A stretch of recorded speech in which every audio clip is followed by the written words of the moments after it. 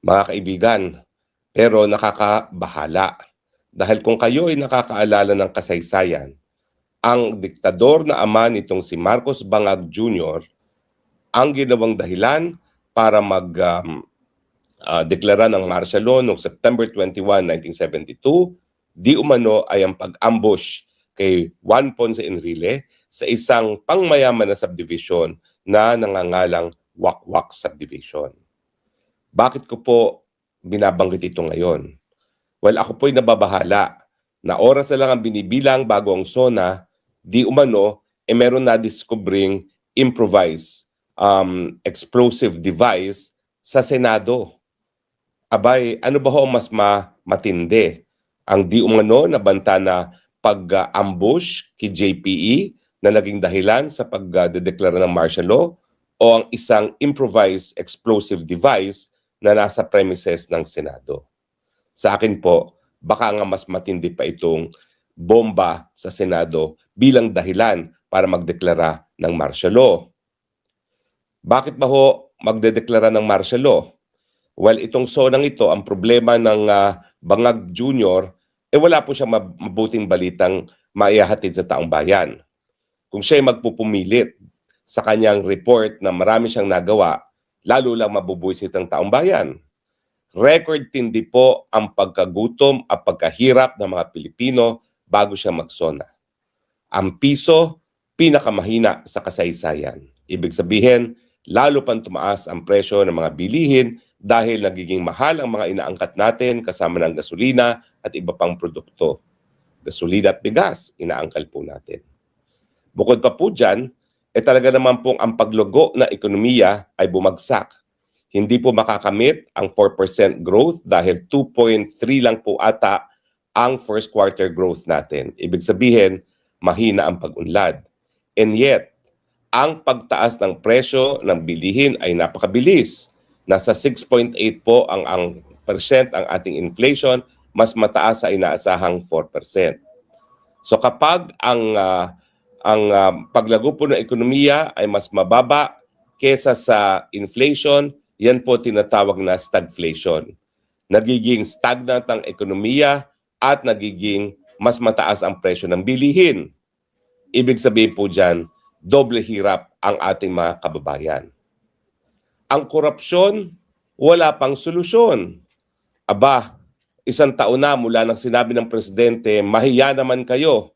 Well, wala pa po talagang nakakasuhan na tinatawag nating big fish.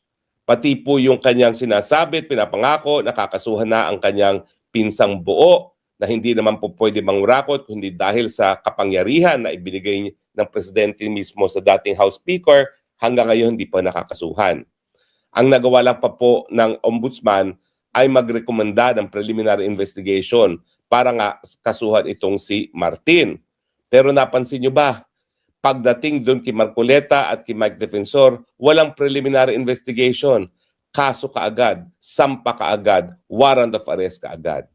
And yet, nais ni Bangag Jr. na tayo'y paniwalain na seryoso siya na parusahan ang mga nasa likod ng flood control scam. Well, kung talagang seryoso siya, magbibitiw na siya at voluntaryo na siyang papasok sa kulungan dahil alam naman nating lahat, siya talaga ang arkitekto ng flood control scam. Siya ang nagpa-insert ng 100 billion kay Zaldico nung nakalipas na budget. Si Zaldico nag-deliver ng 25% na kickback sa kanya na pinatunayan at pinanindigan ng Brave 18 plus 4 na mga Marines. Wala po talaga mangyayari sa krusada laban sa korupsyon dahil walang ganyang krusada. Ang korupsyon nagmumula sa pinakamataas na opisina ng bayan, hindi po yan masusugpo hanggang hindi magsilbing halimbawa ang pinakamataas na opisyalis ng bayan na talagang siniseryoso ang malinis na pamumuno. Meanwhile, habang nabubuhay ng marangya ang mga kurakot at mga buwayang mga politiko, pinangungunahan na ng presidente, talaga naman pong pahirap ng pahirap ang buhay ng mga Pilipino. Ngayon po, mahigit na o nakakarami na sa ating mga kababayan ang nakakaramdam ng pagkagutom. Ang kuryente po pinakamahal sa ating rehiyon. Ang ating gasolina, pinakamahal sa ating rehiyon. Ang mga dayuhan na namumuhunan, pinakakonti po ang destinasyon ay Pilipinas. Nauunahan na po tayo ng ating bansa, ang ating mga karatig bansa na dati-rate, nasa hulihan lang natin, mga bansang Vietnam at Cambodia.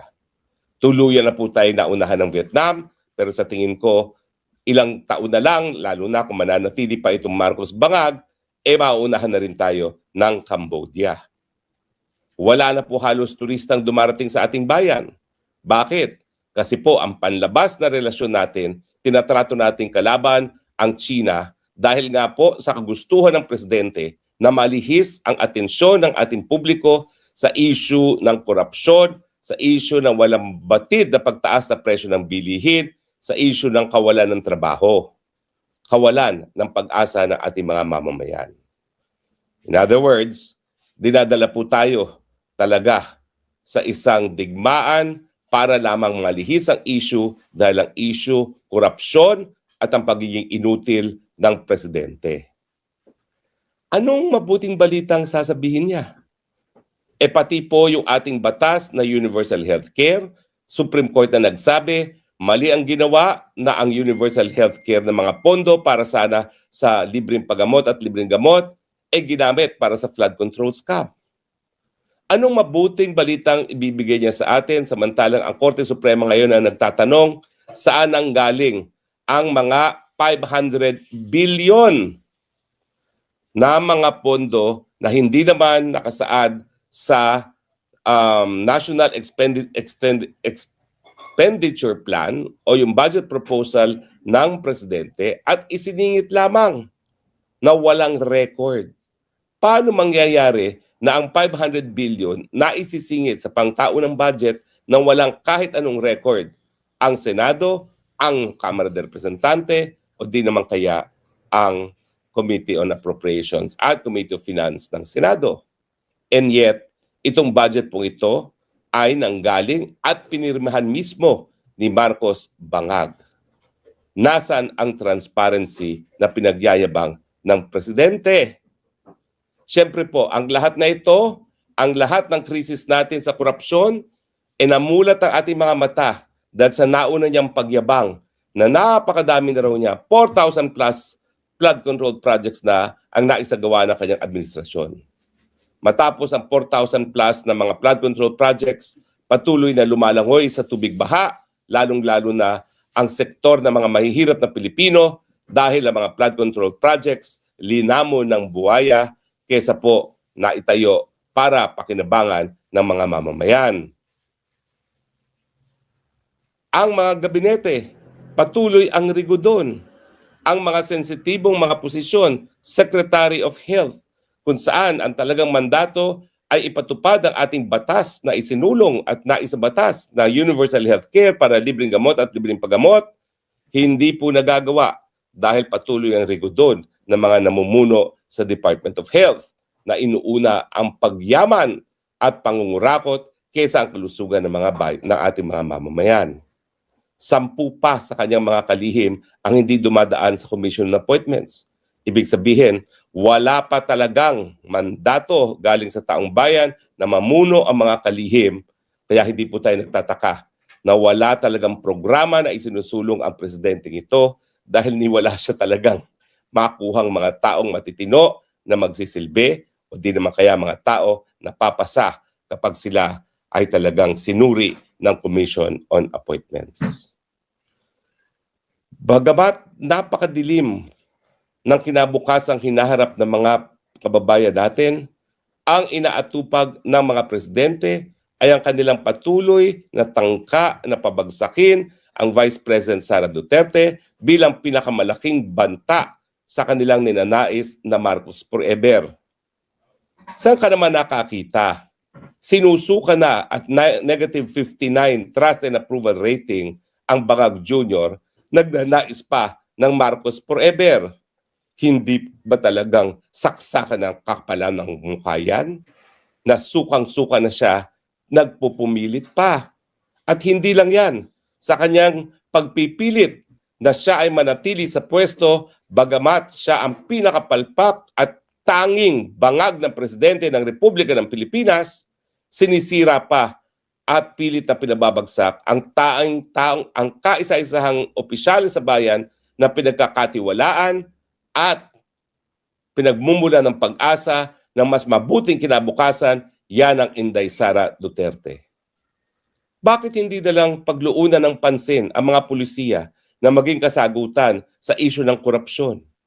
Bakit hindi nalang tutukan ng Senado ang isyu ng walang tigil na pagtaas na presyo ng bilihin na hindi dapat isisi sa panlabas na digmaan kung hindi sa mga pulisiyang palpak, lalo-lalo na ang mga pulisya na hindi po nagbigay ng kahit anong pag-unlad sa sektor na inaasahan ng pinakamalaking sangay ng ating lipunan, ang sektor ng agrikultura.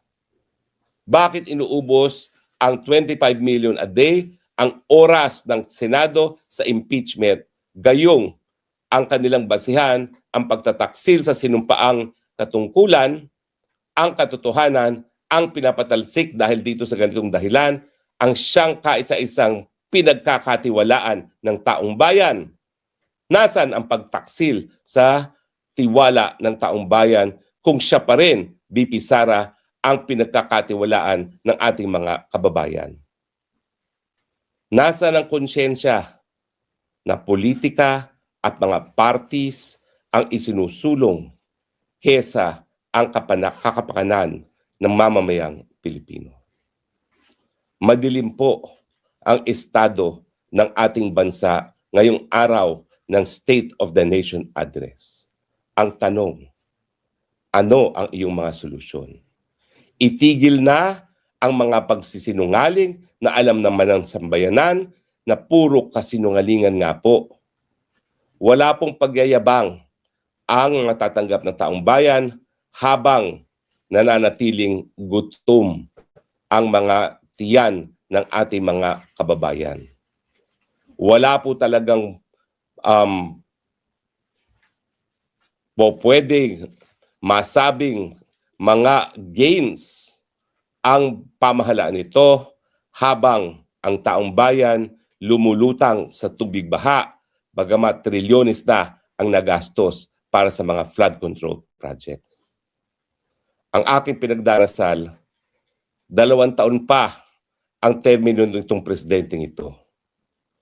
Bakit pa tayo mag-aantay ng 2 pang taon ng pahirap na alam naman natin na walang kakayahan na magbigay ng mas mabuting kinabukasan ng presidente dahil siya ay bangag? Simple lang po yan. Ang pagiging bangag ay isang seryosong sakit, banta sa kalusugan at balakid para siya ay gumanap ng kanyang katungkulan bilang presidente.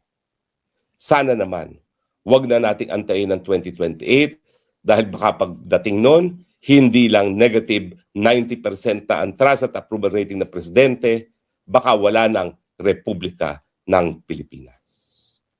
Ang tanging bukang liwayway, Inday Sara Duterte, at ang mandato ng taong bayan na tama na, sobra na. Nasa ating kapangyarihan, mga kababayan, bilang soberenya, ang sipain muli ang isang presidente na balakid imbis na solusyon sa problema hinaharap ng taong bayan. Ano pang inaantay natin? Na makulong pa ang karamihan ng mga nagsasalita laban sa korupsyon at pagiging bangag ng presidente? Ako po, kasama si Pastor Apollo Kibuloy, ang isa sa pinakaunang tinarget para ikulong. Hindi po ako pumayag dahil hindi po ako magpapakulong nang wala po akong kahit anong kasalanan, lalong-lalo na wala namang nagrereklamo sa akin sa krimeng na di umano ako'y ginawa ko, ang krimen na syndicated human trafficking. At the same time, aantayin pa ba natin na ubusin ang mga senador na siyang nagtataguyod na kapakanan ng bayan